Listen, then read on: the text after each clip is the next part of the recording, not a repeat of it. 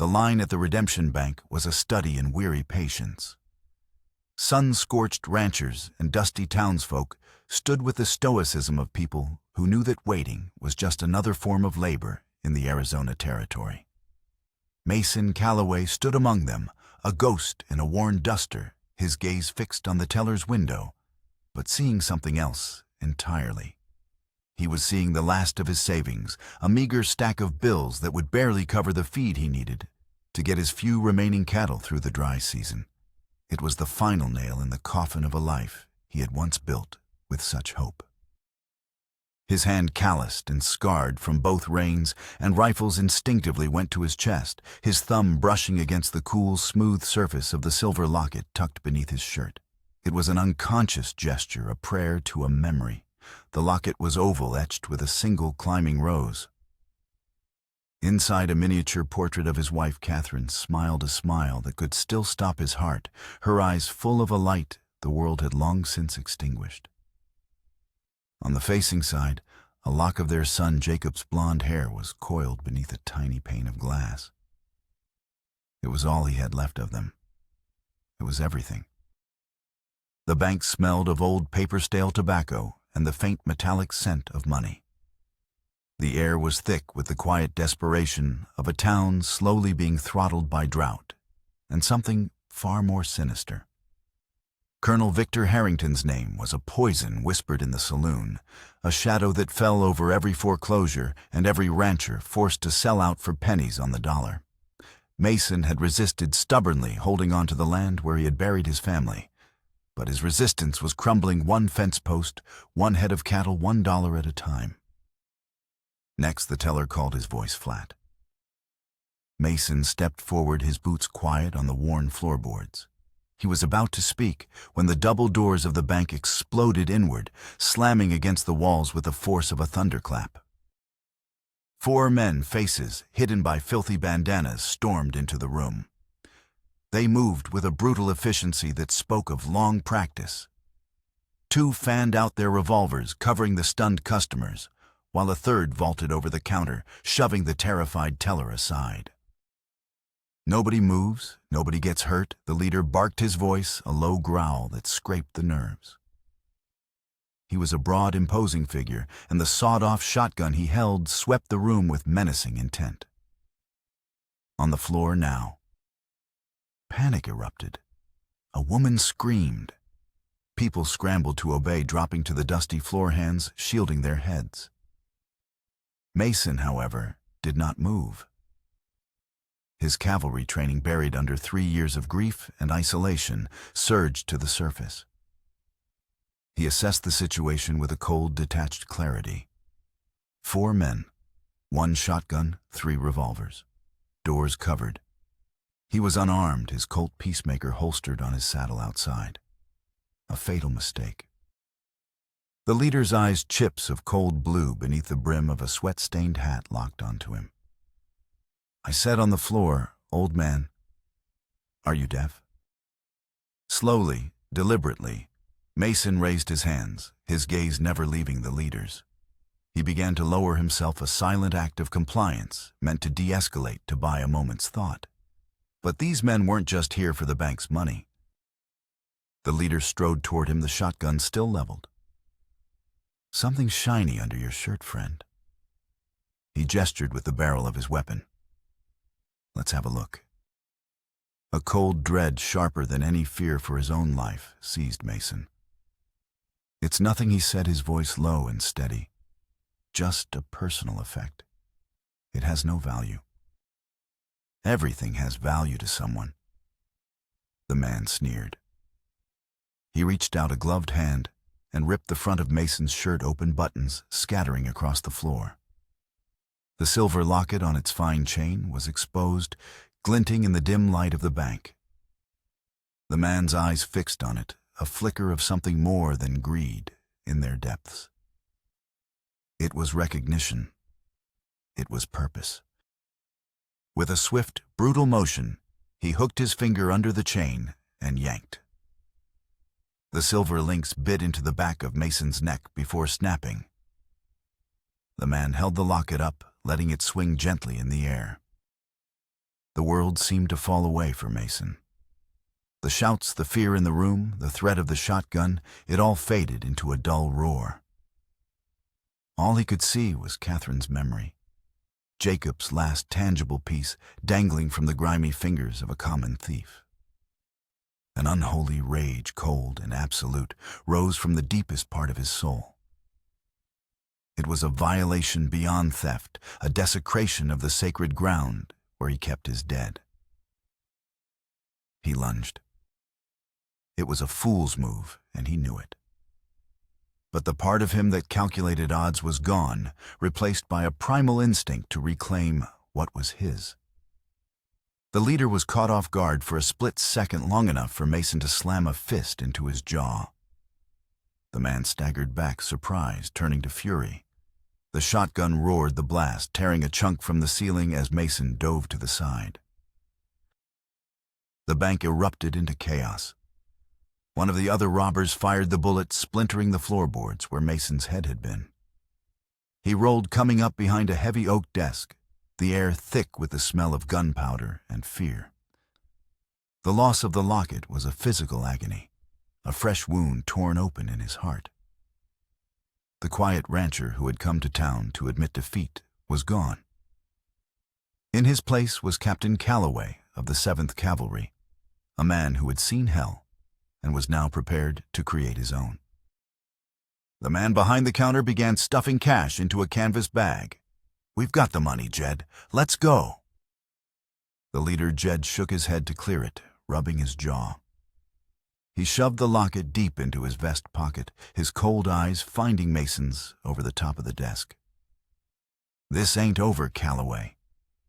He snarled a promise laced with chilling certainty. He fired the shotgun's second barrel into the desk, the heavy buckshot shredding the wood, sending splinters stinging into Mason's face. Under the cover of the blast, the gang backed toward the door, dragging the sack of money with them. They vanished into the sun-drenched street, their departure punctuated by the thunder of hooves, fading into the vast, indifferent emptiness of the Arizona Territory. For a long moment, the only sound in the bank was the soft weeping of the teller's wife and the ringing in Mason's ears. He slowly pushed himself up his hands, shaking not with fear, but with a rage so profound it felt like a physical illness. The townspeople were rising, their faces a mixture of relief and shock. But Mason saw none of them. He saw only the empty space on his chest, a cold spot where the locket had rested for 3 years, a constant comforting weight that was now gone. They had not just robbed a bank.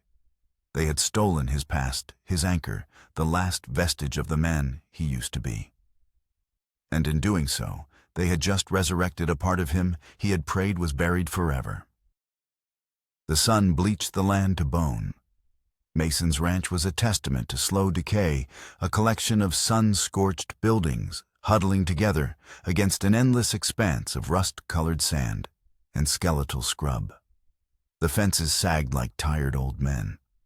The barn, its roof, a patchwork of hope and weather-beaten timber, listed to one side as if exhausted by its long battle with the wind.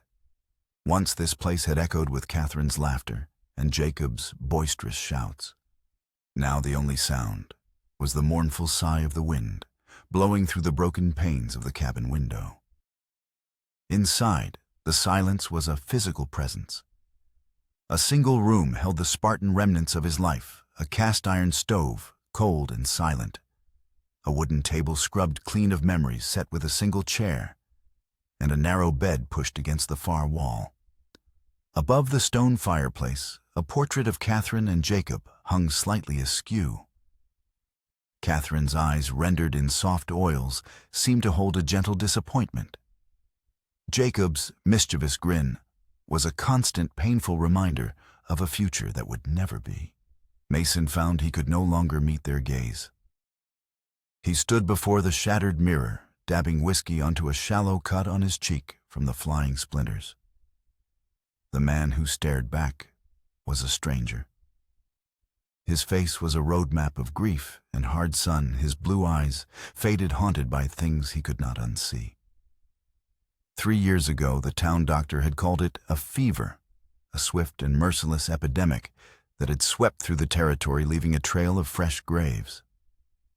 But Mason knew it was his own failure that had put Catherine and Jacob in the ground. If he had been a better rancher, a better man, he would have had the resources to get them proper care to move them from this unforgiving land. The guilt was a constant companion, a weight heavier than any saddle. His gaze drifted to the 2 wooden crosses on the small hill overlooking the cabin. They were his compass points and the center of his shrunken world. Catherine Calloway, Jacob Calloway. The names carved by his own trembling hand were already beginning to weather. His failure as a husband and father was intertwined with a deeper, darker shame. Under a loose floorboard near the hearth lay a small wooden box. Inside, among Catherine's wedding ring and a dried wildflower, was a tarnished cavalry badge. 7th Regiment. A relic from another life, a life he had tried to desert. A life defined by the day his soul had fractured. The Broken Rock Massacre. The orders signed by Colonel Victor Harrington had been clear. Eliminate the threat. Leave no witnesses. He had thought they were pursuing hostile renegades. He had been wrong. They were women, children, old men, a peaceful village sacrificed on the altar of Harrington's ambition. Mason could still hear the screams in his nightmares, still smell the smoke of burning wickiups. He had defied the order, tried to stop the slaughter, but it was too little too late. His insubordination had earned him a discharge and Harrington's undying enmity. It had also earned him a crushing shame that followed him like a shadow. Now the locket was gone. Jed the bank robber had known his name. The theft was not random. It was a message. From whom he could only guess. But Harrington's presence was a blight on this land. The colonel, now a wealthy land baron, was squeezing the territory dry, his methods as ruthless as his military tactics. Mason knew it was only a matter of time before Harrington's shadow fell directly upon him. He pushed away from the mirror, the raw bite of the whiskey on his skin, a welcome distraction. He had come to redemption, to bury his past, to find peace in anonymity. But the past had found him. It had reached into his life and ripped away the one sacred thing he had left. The rage from the bank had cooled now, settling in his gut like a cold stone. It was a familiar feeling, the chilling calm before a storm. He was a man with nothing left to lose, and that he knew made him a very dangerous man indeed. The figure appeared at dusk, a wavering mirage against the blood-red sunset. Mason saw her from the porch, his hand immediately going to the Winchester rifle that now leaned constantly by his side. She was stumbling, weaving through the creosote bushes at the edge of his property, like a wounded animal. As she drew closer, he saw she was an Apache woman, her traditional buckskin dress torn and stained, her long black hair matted with dirt and something dark that could only be dried blood.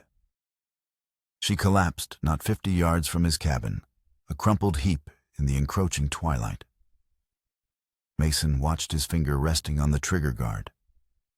His first instinct, honed by years of conflict and mistrust, was suspicion. The territory was a tinderbox of tension between settlers and displaced tribes. A lone Apache woman appearing on his land the day after he was targeted was too much of a coincidence. Yet he did not shoot. He saw not a threat but a reflection of his own desolation. He saw someone hunted someone who had lost everything. He saw the ghosts of Broken Rock. He walked toward her slowly, the Winchester held loosely at his side. As he approached, she stirred, pushing herself up onto her elbows. Her face was bruised and streaked with grime, but her eyes, when they met his, were fierce and unbroken. They were intelligent, watchful eyes that took in his rifle, his wary stance, and the cabin behind him in a single, sweeping glance. She was wounded. A crude bandage on her calf was soaked through with fresh blood. Exhaustion was etched into every line of her body, but pride held her straight. Mason stopped a few feet away. "Who's after you?" he asked, his voice rough from disuse. The woman's gaze flickered to his face, and for a fleeting moment, a spark of recognition ignited in her dark eyes, so quick he almost missed it. Her English when she spoke was surprisingly clear and formal, lacking the broken cadence he expected.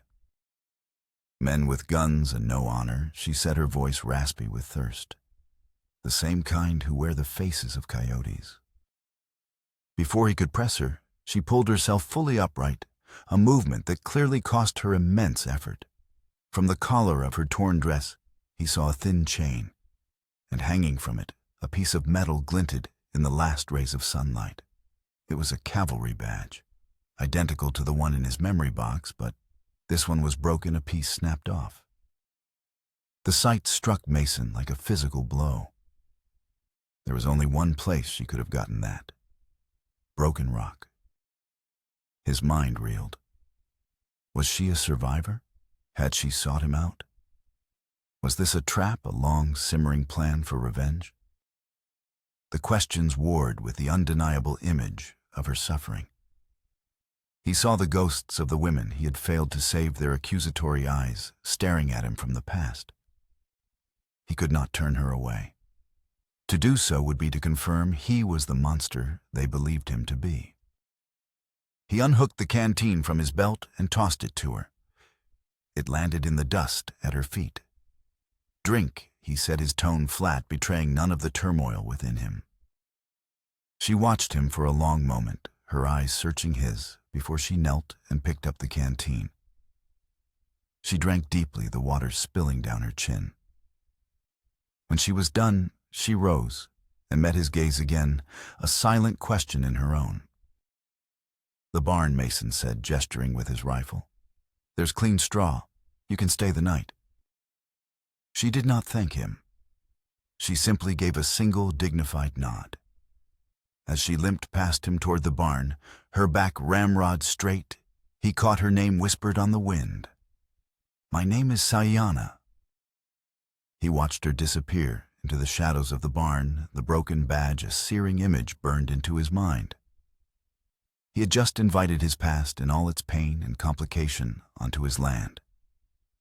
He didn't know if he was offering sanctuary or inviting his own destruction, but he knew he had no other choice.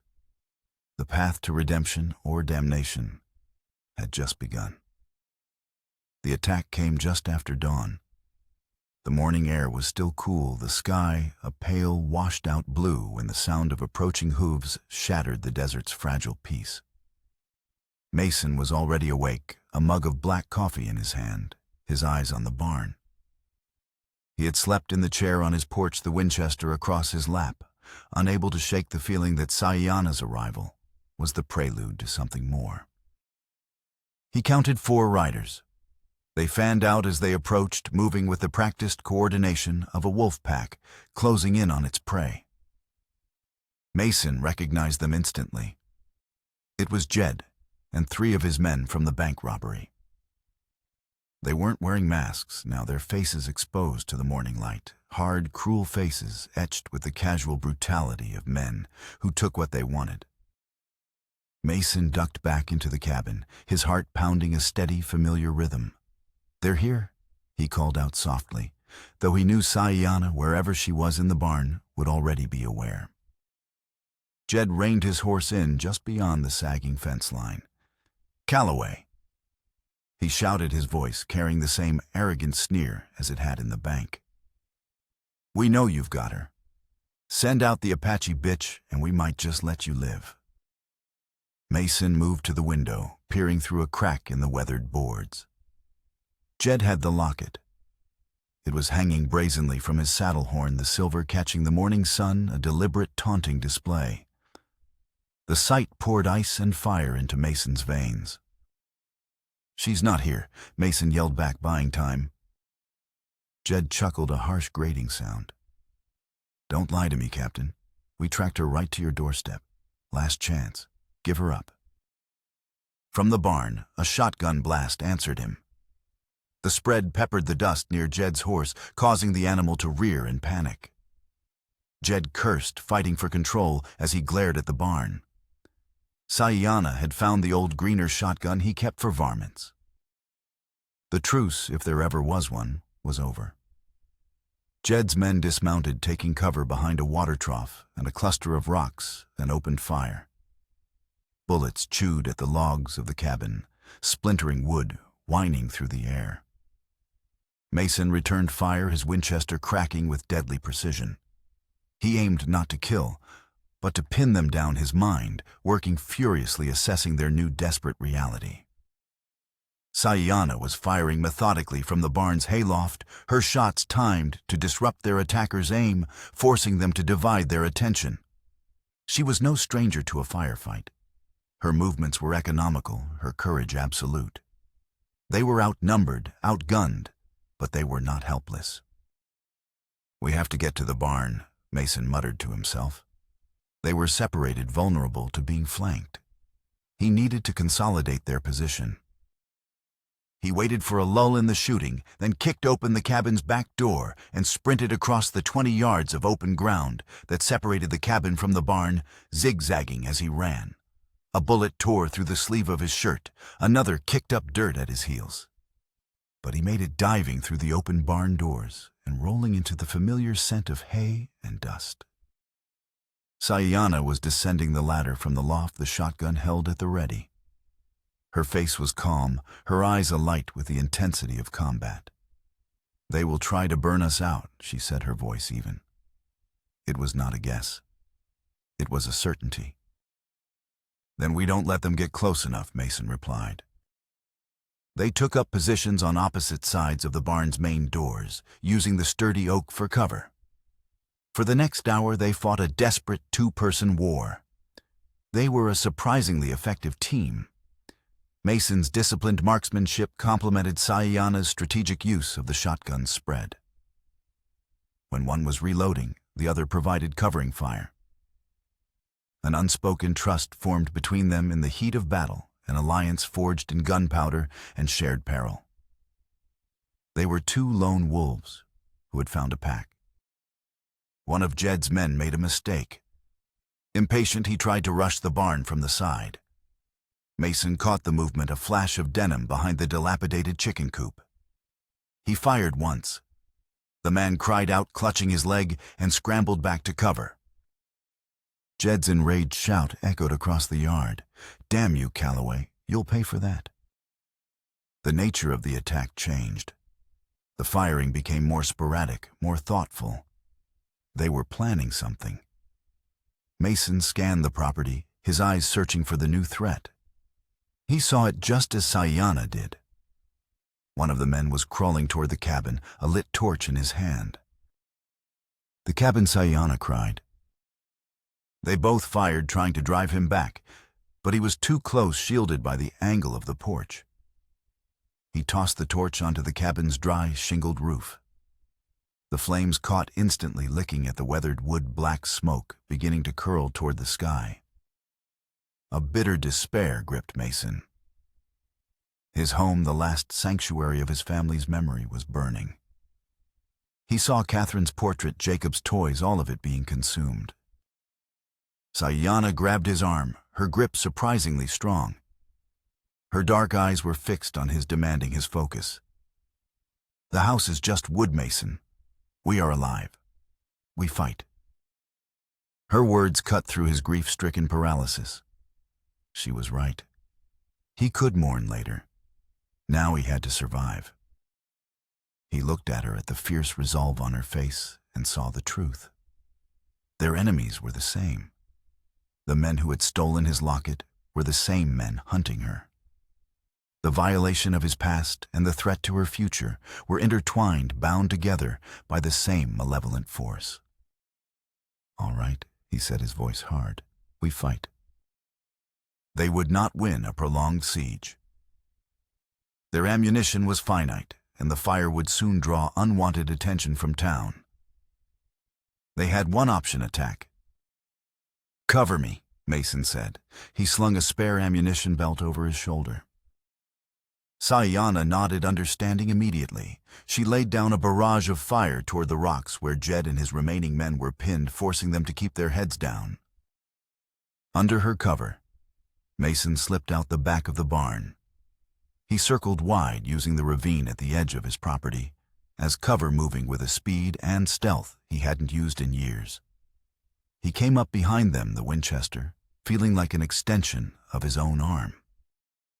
The first man went down without a sound. The second turned, his eyes widening in shock just as Mason's bullet found him. Jed spun around, bringing his shotgun to bear, but he was too late. Mason fired the shot, tearing the weapon from Jed's hands. Jed stared at his splintered shotgun, then at Mason, a look of disbelief on his face. He scrambled for his sidearm, but Mason was on him, the butt of his rifle crashing down on the man's shoulder, sending him sprawling into the dust. Mason stood over him, the Winchester aimed at his head. The last remaining gunman, seeing his leader defeated, threw down his weapon and surrendered. The fight was over. The silence that descended was broken only by the crackle of the flames consuming his cabin. Mason looked at the burning structure, at the smoke blotting out the morning sky, and felt a profound and aching loss. But as Sayana emerged from the barn, shotgun in hand, her gaze meeting his across the now quiet yard, he also felt something else, a grim sense of purpose. He had lost his home, but he had found an ally, and together they had just declared war. The fire consumed everything. By the time it burned itself out, all that remained of Mason's cabin was a blackened foundation and a single defiant stone chimney rising like a tombstone from the ashes. He sifted through the smoldering debris, his hands raw, searching for anything that might have survived. He found nothing. Catherine's portrait, Jacob's wooden horse, the small box with its precious contents, all reduced to ash and memory. Sayana stood nearby, a silent witness to his grief. She had helped him round up the two surviving gunmen, tying them securely in the barn. But now she gave him space, understanding that this was a private wake. When he finally straightened up, his face smudged with soot, his eyes empty, she spoke. "We need to know who sent them." Her pragmatism was a lifeline. Mason nodded, pushing his grief down, converting it into cold resolve. They walked to the barn, where Jed, his arm broken and hastily splinted, glared at them with impotent fury. The other man, the one Mason had shot in the leg, whimpered in a corner. "Who do you work for?" Mason asked, his voice devoid of emotion. Jed spat on the dirt floor. "Go to hell, Calloway." Mason picked up a bucket of water from the trough. He calmly walked over to the wounded man and poured it directly onto his gunshot leg. The man screamed a raw, piercing sound. "The next bucket will have salt in it," Mason said, his voice still quiet. He looked at Jed. "I'll ask you one more time. Who sent you?" Jed's bravado began to crack his eyes, flickering toward his suffering companion. Sayana stepped forward. She knelt beside Jed, her gaze intense. "I know who you are, Jedediah Kane," she said, her voice low and carrying. "You were a scout for the Army. You were at Broken Rock. You worked for Colonel Harrington." The color drained from Jed's face. "I don't know what you're talking about." "You do," Sayana insisted. "I saw you there. You helped round up the women and children who survived the first attack. You were there when my sister was taken." Jed stared at her genuine fear, now replacing his anger. He clearly recognized her, and the implications of her survival were dawning on him. "Harrington Mason," said the name, tasting like ash in his mouth. "This is about Harrington." Jed finally broke. "He wanted the Apache woman," he croaked. "Said she was a loose end from the old days, and he wanted you softened up, Calloway. Said you were getting stubborn about selling your land. The locket, that was a message, to show you he could take anything he wanted from you." The truth settled over them, grim and undeniable. Harrington was behind it all. The attack, the fire, the theft of the locket, it was all part of the Colonel's methodical, cruel campaign. "Why this land?" Mason demanded. "It's half dead, worthless." "Not worthless to him," Jed sneered, a flicker of his old arrogance returning. "There's water under it. A whole underground river. Harrington's surveyors found it months ago. He's been buying up all the ranches along its path. Plans to build an empire out here when everyone else has been dried out." The pieces clicked into place. It wasn't just about an old grudge. It was about greed on a massive scale. Harrington intended to control the lifeblood of the entire territory. Sayana stood, her face a mask of cold fury. "My sister," she said, her voice trembling with suppressed emotion. "Nita. What did Harrington do with her?" Jed shrugged. "Sold her, I expect, like the others. Harrington doesn't keep damaged goods." The callousness of the remark was stunning. Sayana took a step toward him, her hand going to the knife at her belt, but Mason put a hand on her arm, stopping her. "He's worth more to us alive," Mason said quietly. Later, as they rode toward the town of Redemption, with their prisoners tied to their saddles, Sayana finally told him the full story. She was the daughter of Wakasa, the chief of the Broken Rock village. She and her younger sister Nita were among the few who survived the massacre, only to be captured days later by men under Harrington's command. She had escaped, but Nita had not.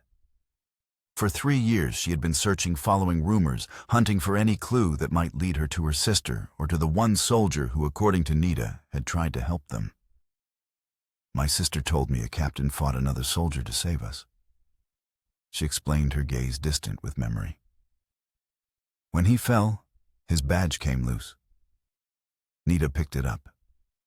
She said it was proof that not all white men were the same. It gave her hope. She gave it to me just before I escaped." She looked at him, her eyes full of a sorrow so deep it seemed bottomless. "I came to find that soldier. I came to find you, Mason Calloway. I hoped you could help me find justice. And my sister." Mason rode in silence, the weight of her story settling upon him. His one small act of defiance that day had become a beacon of hope for a desperate girl. It was a hope he had failed to live up to. They delivered their prisoners to Sheriff Miller, a weary but honest man, who looked shocked at the sight of the burnt-out cabin when he rode back with them to survey the scene. Mason recounted the story, carefully omitting Sayana's connection to Broken Rock, framing it as a simple land dispute with Harrington's men that had escalated. Miller listened, his expression grim. "Proving any of this against the Colonel will be next to impossible," the sheriff warned. "He owns the territorial judge and has half the politicians in his pocket. Jed and his boy here will claim you attacked them first. It'll be your word against theirs." "Then we need more than our word," Mason said. After the sheriff left, Mason and Sayana stood in the ruins of his life. The sun was setting, painting the sky in shades of orange and purple. "We need to find proof," Sayana said. "Proof of the water and proof of what he did to my people." "There's a doctor in town," Mason said slowly, a thought taking shape. "Doc Hemlock. He was supposed to come out when Catherine and Jacob got sick, but he claimed his wagon broke down. He never made it in time. He's been a drunk ever since, terrified of his own shadow. Harrington's shadow." A new terrible suspicion began to dawn in his mind, a possibility so monstrous he had never dared to consider it. What if the doctor's failure to arrive hadn't been an accident? "We pay the good doctor a visit." Mason said, his voice like flint. The investigation had begun. Their quest was no longer just about survival. It was about unearthing a truth that had been buried for 3 long years. Doc Hemlock's office smelled of decay. the sweet, cloying odor of cheap whiskey, unwashed linen, and rotting regret. The man himself was a shambling ruin, his hands afflicted with a perpetual tremor, his eyes swimming in a haze of alcohol and fear. He jumped when Mason and Sayana entered, nearly dropping the bottle he was nursing. "Calloway," he slurred, trying to straighten his stained coat. "What do you want? Office is closed." "We need to talk about my wife and son," Mason said, closing the door behind him. The click of the latch echoed in the small, cluttered room. Hemlock paled his gaze, darting around as if seeking an escape route. Tragic. A terrible tragedy. The fever. It took so many. "You were supposed to come." Mason stated, his voice flat and accusatory. "I sent word. You never showed. You said your wagon broke an axle." "It did. It did." Hemlock insisted, his voice rising in panic. "A terrible run of bad luck, that's all." Sayana moved to stand beside the doctor's desk, her presence silent but immensely powerful. She placed a small, intricately beaded pouch on the desk. "This was my mother's," she said, her voice soft but clear. "She was a healer. She taught me that some sickness is not of the body, but of the soul. A sickness caused by lies." Hemlock stared at the pouch as if it were a venomous snake. He began to sweat, his tremors worsening. "I don't know what you're talking about." "Colonel Harrington Mason," said the name, dropping into the room like a stone. "He paid you a visit around that time, didn't he, Doc? Just after I was discharged from the cavalry." The doctor flinched as if struck. He collapsed into his chair, his face crumbling. "He'll kill me," he whimpered, burying his face in his shaking hands. "You don't understand. He'll kill me." Mason's blood ran cold. The monstrous suspicion he had harbored was solidifying into a horrific certainty. He leaned over the desk, his voice a low, dangerous whisper. "He'll have to get through me first. Tell me what you did, Hemlock. Tell me the truth." Under their combined pressure, the doctor's dam of lies finally broke. The confession spilled out in a torrent of sobs and whiskey-soaked words. Harrington had come to him. The colonel, enraged by Mason's insubordination at Broken Rock, which he saw as a personal betrayal that had tarnished his military record, had been seeking a more subtle form of revenge than a simple bullet. He had learned of the fever sweeping the area and saw his chance. "He paid me," Hemlock choked out. "A fortune. More money than I'd ever seen. He told me that when you sent for me, I was to delay. He didn't just want me to be late, Calloway. He gave me a special tincture." He pointed a trembling finger to a locked cabinet. "He said it was a stronger medicine for a more virulent strain of the fever. He told me to give it to them." Mason felt the floor tilt beneath him. Sayana's hand came to rest on his arm, a steadying presence in the swirling vortex of his horror. "What was in it?" Mason demanded, his voice barely a whisper. Hemlock's next words were the sound of Mason's world shattering. "It wasn't medicine," he wept. "It was poison. A slow-acting poison from a desert plant. It mimicked the symptoms of the fever, made it worse, ensured. Ensured there would be no recovery." The air left Mason's lungs. Catherine, Jacob. They hadn't died from a fever. They had been murdered.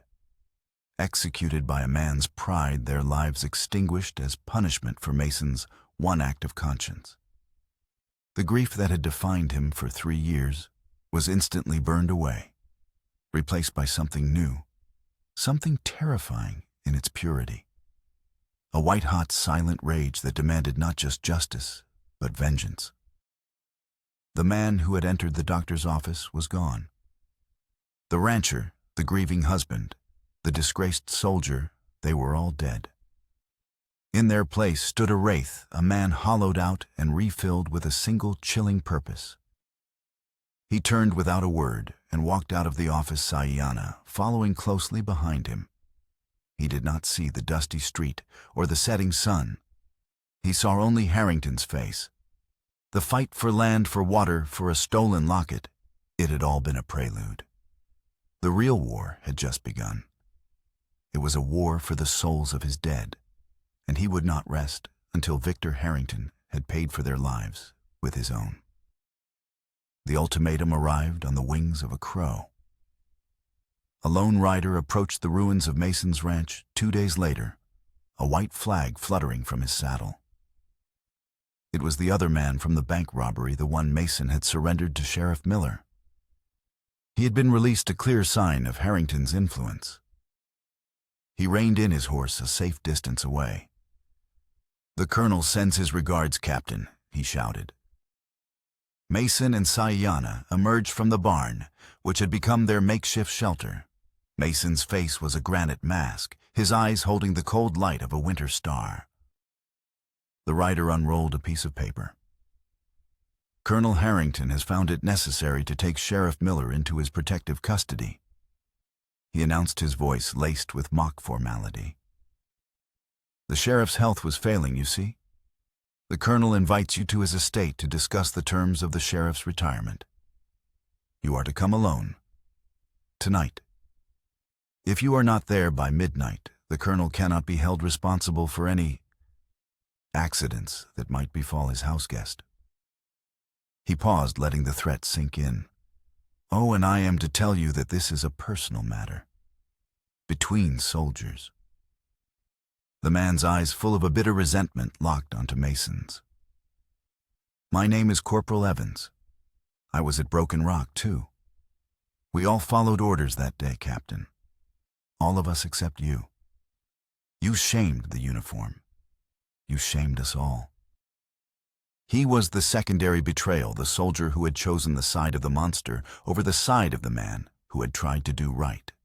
He was another ghost from Mason's past, risen to aid in his destruction. Evans tossed the paper into the dust and wheeled his horse around, galloping away before Mason could respond. The trap was set, blatant and arrogant. Harrington knew Mason now knew the truth about his family. He was leveraging an innocent man's life to lure Mason to his fortified ranch, to a place where the colonel held all the power. "You cannot go," Sayana said, her voice firm. "It is suicide." "He has Miller," Mason replied, his tone leaving no room for argument. "I can't let another man die because of me."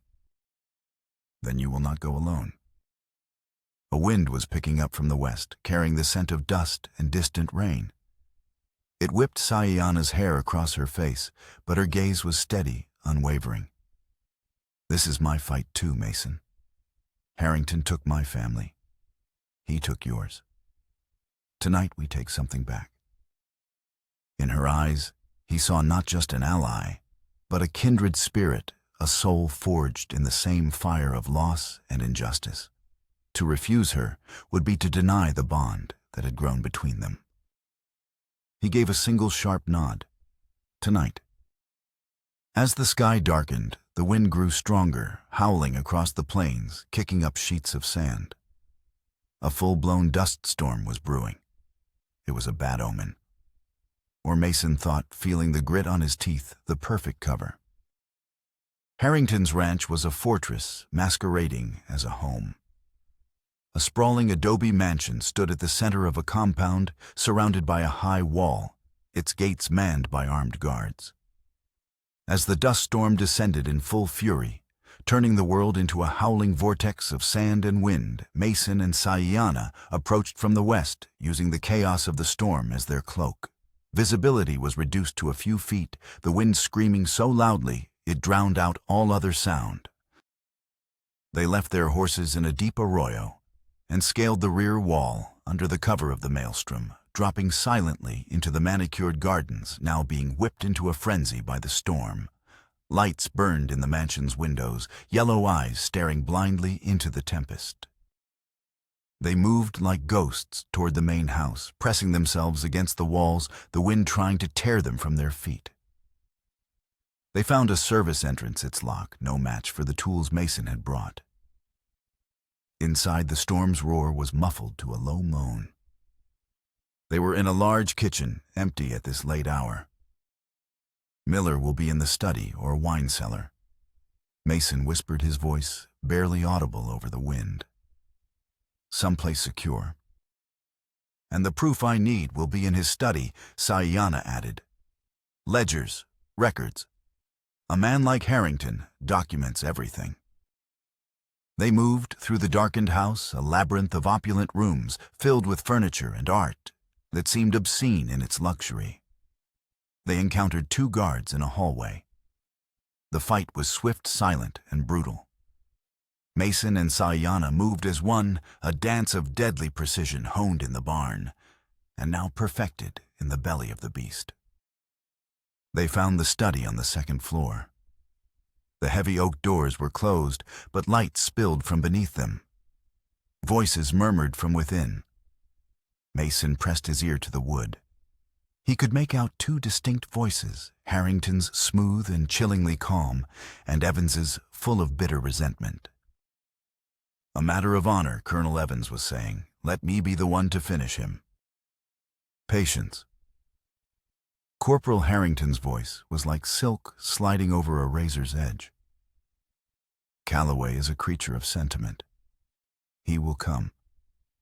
And when he does, you will have your chance. But his death must be a lesson, not a simple act of revenge. Mason looked at Sayana. Her hand was on her knife. He shook his head slightly, putting a finger to his lips. He tried the door. Locked. Sayana pointed to a small transom window above the door. It was their only way in. With a nod, Mason braced himself, cupping his hands. Sayana used his impromptu stirrup to silently climb up and slip through the narrow opening, dropping into the room with the quiet grace of a cat.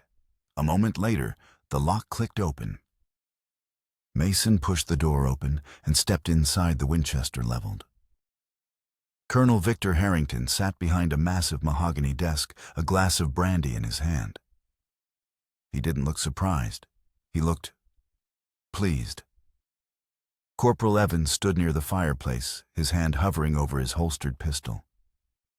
In a high-backed chair facing the desk, bound and gagged, was Sheriff Miller. Ref. Captain Calloway Harrington said, a thin smile playing on his lips. Punctual as ever. I see you brought a friend. How delightful. Let the sheriff go, Harrington. Mason said, his voice a low growl. Harrington swirled the brandy in his glass. All in due time. First, I believe we have some unfinished business to discuss. A matter of insubordination at a place called Broken Rock. He looked past Mason to Sayana. You see, Captain, you thought you were saving lives that day. In reality, you were merely prolonging their suffering and sealing the fate of your own family. The casual cruelty of his words was breathtaking. You are a monster, Sayana said, her voice laced with venom. I am a pragmatist, my dear, Harrington countered, and a connoisseur of irony. I find it so beautifully fitting that the man who cost me a promotion over a few worthless savages should lose his own family to a fever. He savored the word. But I confess my initial plan was incomplete. He leaned forward, his eyes glittering with a mad light. Withholding the medicine was a fine start, but it lacked a certain personal touch. So I had the good doctor add a little something extra to your well water.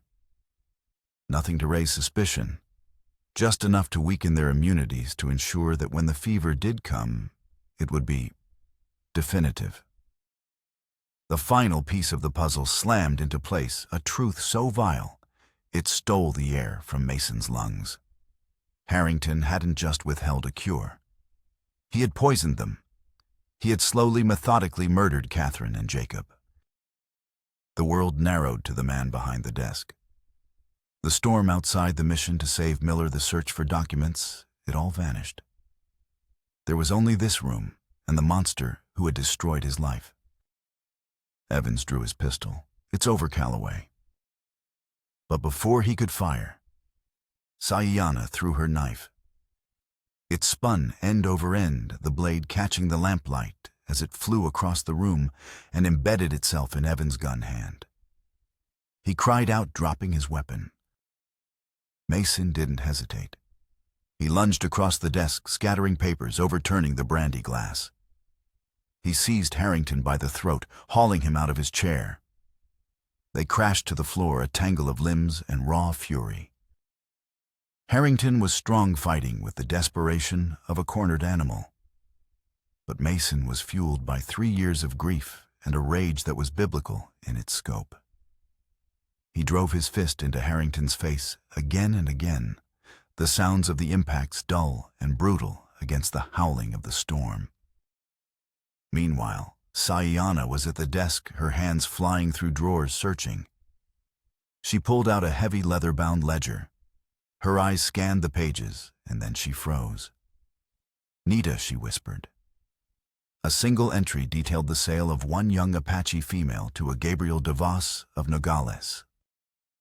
She looked up as Mason finally dragged a battered and bleeding Harrington to his feet. Mason's hand was at Harrington's throat, his thumb pressing into the man's windpipe, his own face a mask of terrible, righteous fury. He could end it. He could crush the life from this man and satisfy the screaming void in his soul. He looked into Harrington's terrified eyes and saw not a monster, but a pathetic, power-hungry man. And in that moment, Mason saw himself on the precipice. To kill Harrington now in cold blood would be to become him. It would be to let the monster win, to let him poison Mason's soul just as he had poisoned his well. With a shuddering breath that was half sob, half growl, Mason released his grip. Harrington collapsed to the floor, gasping for air. "No, Mason," said his voice raw. "You don't get to die. You get to live. You get to stand trial and have the whole world know what you are." The storm raged on. But inside the study, a different kind of storm had just passed. As the first light of dawn broke through the dissipating dust storm, the world outside Harrington's mansion was eerily calm. The wind had died, leaving behind a landscape cloaked in a fresh layer of ochre sand. Inside, the quiet was just as profound. Sheriff Miller, freed from his bonds, placed Harrington in irons. The once powerful colonel was a broken man, his face swollen and bruised, his arrogant demeanor shattered. Victor Harrington Miller said, his voice heavy with the gravity of the moment, "I'm arresting you for the kidnapping of a public official and for the murders of Catherine and Jacob Calloway." Harrington said nothing, his eyes fixed on Mason with a look of pure, unadulterated hatred. Sayana held the ledger, the tangible proof of his other hidden crimes. It was the key to everything. A detachment of U.S. Marshals arrived an hour later, summoned by a message Miller had managed to send before his capture. The lead marshal, a stern man named Davies, listened to their story with a grim expression, his eyes taking in the evidence, the ledger, the bound prisoners, the confession of a terrified Doc Hemlock, whom Miller's deputy had already apprehended. Marshal Davies took the ledger from Sayana. He looked at the entry detailing Nita's sale. "Gabriel DeVos is a name we've been interested in for some time," he said. "He runs a nasty operation on the border. We've suspected him of trafficking, but we've never had concrete proof." He looked at Sayana, his expression softening with a hint of compassion. "This changes things. I will personally lead the investigation into DeVos's ranch. I promise you, ma'am, we will find your sister." The promise was a fragile seed of hope, planted in the barren ground of her long suffering. With Harrington and his men in federal custody, their reign of terror over the territory was finally over. The falling action was swift. News of the colonel's crimes spread like wildfire, a shocking tale of greed, corruption, and murder that shook the territory to its core. A few days later, Mason stood on the small hill overlooking the blackened ruins of his ranch. The two wooden crosses stood untouched, silent witnesses to all that had passed. He knelt between them, the earth cool beneath his hands. He told them everything. He spoke of the poison of Harrington's monstrous pride, of the long, dark years he had blamed himself. He confessed the truth not as an excuse, but as an explanation. He asked for their forgiveness, not for their deaths, but for letting his grief nearly kill the man Catherine had loved. "I'm trying, Catherine," he whispered, his voice cracking. "I'm finally trying to keep my promise. To live." He felt a hand on his shoulder. It was Saiyana. She stood beside him, her presence a quiet comfort. She didn't offer platitudes or easy words. She simply stood with him, sharing the weight of his sorrow, just as he had shared hers. In the shared silence, surrounded by the ghosts of their pasts, they began to feel the first tentative stirrings of a future. He had found a measure of peace, not by burying the past, but by facing it. Months bled into one another, the harsh Arizona sun slowly healing the scarred land. The spring rains came, and with them, new life. Green shoots pushed their way through the scorched earth around the foundation of Mason's old cabin. A new house built with the help of grateful neighbors freed from Harrington's shadow was rising in its place. Word came in stages. Colonel Harrington was tried and convicted, his litany of crimes so heinous that he was sentenced to hang a fate he met with a coward's silence. The locket recovered from his estate was returned to Mason. Marshal Davies was true to his word. A letter arrived one crisp autumn afternoon with news that stunned them both. A raid on Gabriel DeVos's ranch had liberated nearly 24 captive women. Among them was Nita. She was alive, she was free, and she was on her way to a protected reservation where she would be reunited with other survivors of their tribe.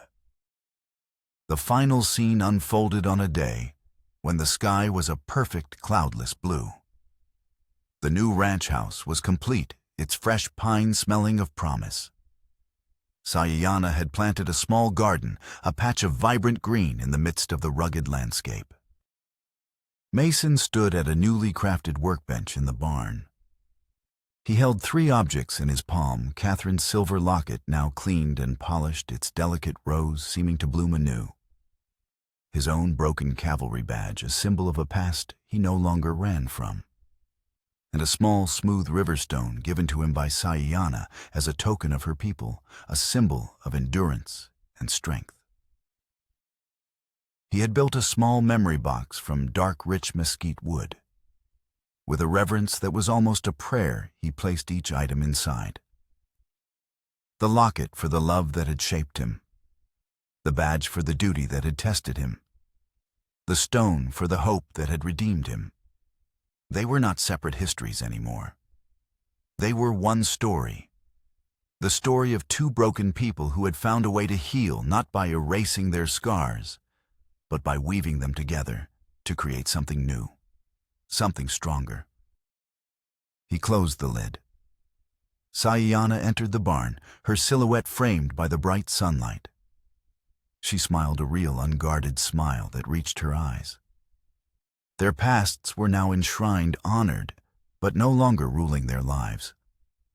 The future stretched before them, an open trail waiting to be ridden together.